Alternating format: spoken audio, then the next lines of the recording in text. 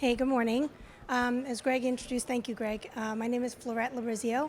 I'm with a company called GEOshare. It's a wholly owned subsidiary of Lockheed Martin. And what we do is offer a unique product called Condosats. Is anyone here familiar with a Condosat or what a condo? Should I help you with that? So a Condosat is, just think of a condominium in terms of real estate. It's where we bring two or more entities, satellite operators, governments, customers together, and they share in the ownership of a satellite.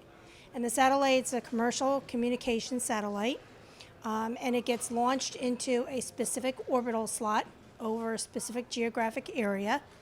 And the benefit of these Condosats is that, if you think again to the condo real estate analogy, is that they get to share in the costs of it, so they don't have to buy the entire satellite or the entire building.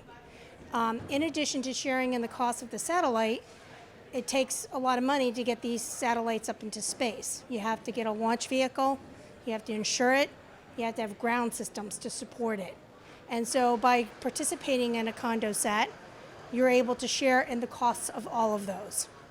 So the Asia-Pacific region specifically is a very attractive market for these Condosats. Condosats have existed for many, many years, but typically two satellite operators will come together on their own to put together a Condosat. What we're looking at doing is doing something in the Asia-Pacific region. If you're familiar with satellite communications, these satellites can cost upwards of $200 to $300 million just to get them launched. So it's a pretty hefty CapEx demand.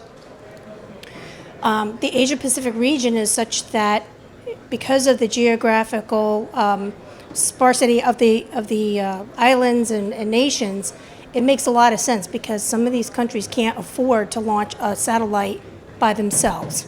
Does that kind of make sense? So if we can get what we call very high throughput satellite, so it's something in the 400 to 500 gigabits per second throughput capacity, which is a lot of capacity, then all of these entities will be able to share in that.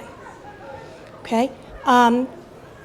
The other thing that's really critical to a Condosat is having a slot to launch it to. So this is akin to a parking spot, right, at a mall. You need to park your satellite somewhere. So there are geographical slots all over the world. Different nations and different entities will apply for those licenses. It's not that easy. It also costs money to get these licenses. So one thing we do is we work with all the operators, and while we don't own a specific orbital slot, we have access to over 200 geostationary satellites, orbital slots.